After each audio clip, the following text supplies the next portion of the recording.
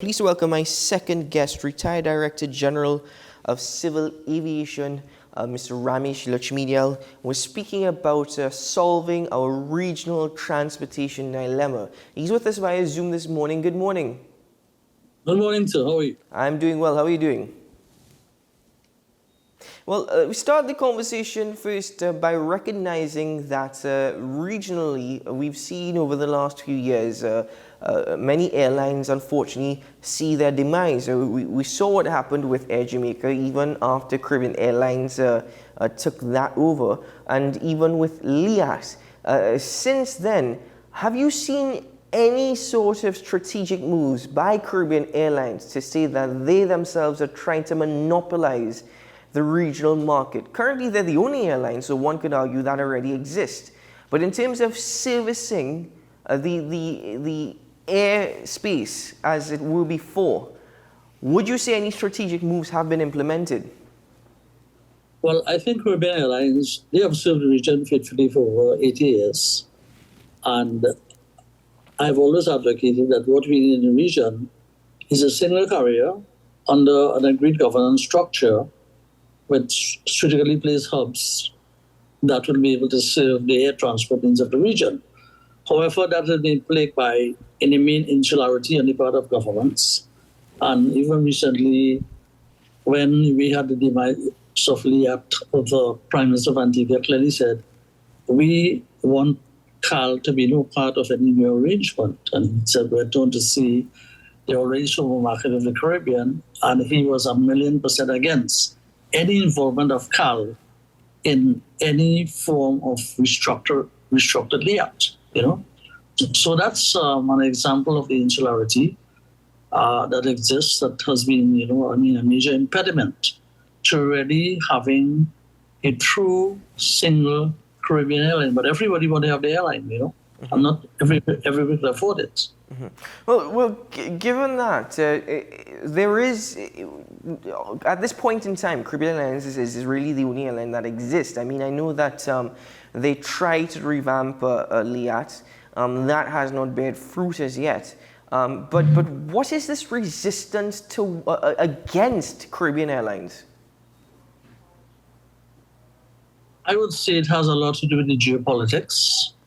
And Caribbean Airlines and the government of Jamaica has been very generous to the region. Even with the Air Jamaica, with its demise, Caribbean Airlines, by agreement between both governments, took up some routes that were operated by Air Jamaica on behalf of the Jamaican government in North America. And they valued then the Air Jamaica brand to be worth $28 million US. And based on that, they got 16% shares in Caribbean Airlines. And of course, that, to me, in my view, that whole thing was a mistake, because instead of making the hundreds of millions of dollars that were promised, CAL lost hundreds of millions of US simply because the Jamaican diaspora did not support CAL, Mm-hmm. And that obviously is what happened there. The arguments you put forward is the Jamaican diaspora not supporting CAL. But at this point, given the options available, would the diasporas of the Caribbean islands, they don't have much of a choice but to support Caribbean Airlines. So is it that in itself is working out in the airline's favor? Well, at the end of the day, if you have a need to travel, then you would travel with the airline that's available. And if CAL is the only option, they will have to travel with CAL. Mm-hmm. No. But again, the Caribbean market is very thin. You don't have adequate load factors to make it a really economically valuable proposition. And there are issues with taxes, airport taxes, government taxes, which studies have said they are too high and they should be reduced to make travel more affordable. But at the end of the day, airlines are in business to make money, not to lose money. And therefore, they'll have to charge an economic fare to the passengers, unless, of course, the governments are willing to subsidize. And that has been a major problem with LIAT. LIAT, the fares that were approved on certain sectors were not economical. And at the end of the day, because of a lack of subsidy, LIAT incurred significant debt. which caused the airline in 2020 to go into court-administered receivership. Now, beyond that, what are some of the lessons that Caribbean Airlines currently can learn from the demise of Liat? And even Air Jamaica? Well, the lessons would be to operate routes that are profitable, because at the end of the day, the taxpayers support CAL to the tune of hundreds of millions of dollars every year since 2010. Because prior to that, CAL was making a surplus. But are we seeing that right now, by the way? I mean, I know you referenced Cal was making a surplus, but since then, obviously, success has been limited. But are we seeing, with the acquisition of ATRs, and even the conversation surrounding expanding its 737 fleet, are we seeing Cal looking to expand into more profitable routes, or is it that we're just placing flights to try and even get into a market? No, they have done their market studies, and they are going to operate routes that has the potential to make a profit. And that's why they're adding additional aircraft to their fleet, the ATRs, to service the intra-Caribbean route. They are going to set up strategically placed hubs, perhaps in Barbados and Antigua and in Jamaica. And also they're going to acquire additional 737 aircraft to do, I read in newspapers where they're seeking to fly to Panama to compete with Copa, something they should have done years ago, But so they are, that's, in my view, that's a very good strategic move to be able to seek new routes based on your marketing studies that has the potential to be profitable. And I'm sure that's what they would do. They would not want to go into a route where they're going to lose money. Now, normally when you're developing a route, initially you would lose some money, but as the route grows, as route develops and the traffic grows, then you're going to make a profit.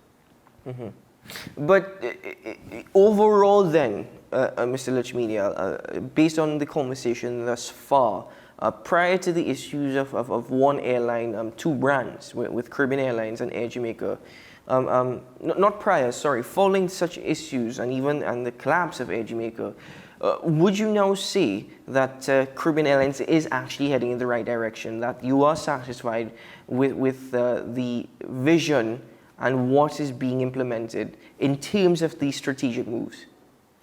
Yes, I think they're heading in the right direction. They have very good creative, innovative, and entrepreneurial leaders in the marketing department in CAL, and I know, and they know what they're doing, And at the end of the day, airline route has to be incremental, and it's not, you cannot just start 6 new routes, simultaneously. You won't be able to handle it. So you have to look at each route, the one with the greatest revenue potential, and then develop your strategies, how to be able to access those markets. But even the current routes that Caribbean Airlines is servicing, beyond the ones that they hope to expand, would you say that they are servicing those routes well, even the ones regionally? Have they really taken advantage of the situation? I would say yes. I would say they have been doing that. There are several issues that arise from time to time, which they are quite capable of dealing with. So let's speak now about the Caribbean Multilateral Air Services Agreement, MASA. Could you just explain what this agreement is? Well, the CARICOM Multilateral Air Services Agreement, the current one, allows for a single market for air transport based on Chapter 6 of the revised Treaty of Chagarons. So what it means is that an airline of one member state can fly into another member state provided they are properly licensed, and they can actually exercise what we call cabotage rights. So they can fly between two internal points. For example, if there's let's say a carrier to replace Liat, they can fly between Trinidad and Tobago under the new MASA, and likewise any other CARICOM airline can fly between Montego and Kingston, and also within the internal point between St. Vincent and the Grenadines. The problem with the MASA is that not a single country has yet implemented, yet amended their domestic law to be able to give full effect to the agreement.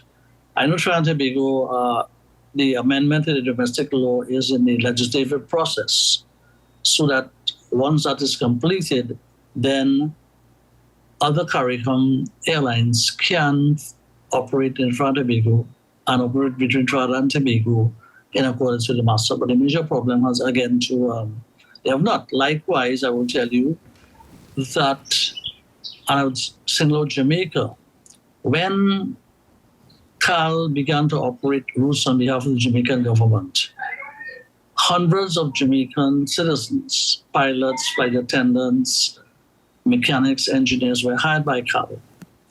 And because our civil aviation regulations fully comply with the revised Treaty of Chagawamas, Jamaican pilots were able to get Trinidad and Tobago pilot's license to be able to fly for CAL. Mm-hmm. But up to today, Jamaica has not amended their aviation regulations to give full effect. So if the situation is reversed, Trinidad and Tobago citizens would not be able to easily get Jamaican pilot's licenses to fly a Jamaican registered aircraft. And that's an example of the insularity. And then they would come down here and try to, insist that we change our law to provide for this one airline two brands, which goes against international law, because you can't rule out to the public that an entity is authorized to conduct commercial air transport operations when they are not in possession of an air operator certificate. And that's what the problem was. Is it once more geopolitics that has caused this rift? It is. You really have to look at what's happening to overseas cricket and you'll understand what I'm talking about. That's a fair reference. I think I now understand very much what you're speaking about. But if this act, this Master Act came into August 17th, 2020, and you said it's now in the legislative process, this... Yes, Trinidad and Tobago they have already drafted the amendments to their regulations to give effect to the revised MASA, and it's currently going through the legislative process. And I think we are probably the only country that is doing that. Mm-hmm. But the other country, Jamaica, they still have to go back to the revised treaty to create that single space, Mm-hmm. So as we conclude, Mr. Lutchmedial, and thank you very much for joining us this morning, Caribbean Airlines, given the current market, given the current regional situation, is the Trinidad and Tobago's government is the only government really that is making an effort to try and fully service regional air transportation. Is that a fair statement to make? I would say it's a fair statement, and they have to do it on the basis of proper feasibility studies to ensure that the new routes, right, has the potential to be profitable. Mm-hmm. Because at the end of the day, it is in the best interest of the taxpayers who have faithfully supported Caribbean Airlines. But I want to make one point before we close. Sure. While Jamaica, I think with shared illusion, they now have 11% ownership of CAL. When the TT government, the taxpayers, are supporting CAL, in spite of the fact that there are a couple of hundred people Jamaicans employed by CAL, the Jamaican government has not put a single cent into CAL. Mm-hmm. So you have a situation here where we, the taxpayers, are paying Jamaican citizens salaries who work for CAL, and they in turn are paying income taxes to the Jamaican government. So indirectly, our taxpayers' money end up in the Jamaican treasury. You understand what I'm saying? Yes, I do understand what you're saying. But then isn't there any sort of responsibility on the part of Caribbean Airlines and by extension the Trinidad and Tobago government to try and resolve such an issue? Well, again, I'm not a diplomat, but I would assume that because of diplomacy, that the TG government may tread very cautiously because they would not want to do anything that could affect the integration process, which in my view is an elusive dream. Like, there are a couple at the last set of government meeting, a couple of the prime ministers from the Eastern Caribbean were talking about this regional airline, and they were saying unless we get together and put aside whatever differences of opinion, our regional carrier will be an elusive dream. In fact, there was a meeting recently in which the the heads met in St. Lucia to discuss a regional carrier to replace Fiat, and not many people bought into the idea, and that's why, because again of all the geopolitics and the question of where we're going to headquarter the airline and the number of regulatory issues, because currently the Mauritius is a Category 2 country, and if you're the headquarter an airline in Antigua, unless they get back up to Category 1, the airline will not be able to fly, for example, to Puerto Rico or US Virgin Islands. You have to be a Category 1 country for an airline that is registered in your state to be able to fly into any US territory, including Miami, New York. Yeah. So there are all kinds of issues that has to be hammered out, And I don't think anybody would want to participate in a entity that has not been properly thought out, that have not addressed all the regulatory issues, the governance issues, And the regional integration issues too, Mr. Lutchmedial. That seems to be a major part of this conversation. The regional integration and the full integration of CARICOM. Well, that is, in my view, that they've been talking about this for the last. If you look at the heads of government meeting minutes in Grenada held about 31 years ago, they were talking about integration there at the slow pace, and last year in July, they mentioned again in their communique at the end of the meeting in Suriname that the integration process is moving very slow. And that's because, again, I say insularity. Nobody is really serious, We say things that are politically explained at the time, but when coming to implementing it, we don't want to, It's politically palatable to say at that time, but in reality, nobody wants to, Everybody wants to. It's really a issue of turf, And when Manning's vision was to set up Caribbean Airlines to replace BB by way of a name change, it was to have all the different territories participate in this one. That's why I call it Caribbean Airlines, from BWI to Caribbean Airlines. And everybody, reneged on that commitment to participate in Caribbean Airlines. And the government had, the TT government and the TT taxpayer had to do it alone. Well, Mr. Lutchmedial, that's where we'll have to end it, unfortunately. But thank you very much, nonetheless, for your time this morning, for your presence, and for the information shared with us. Wish you all the best, sir, and look forward to future discussions. Thank you very much, sir. Keep well.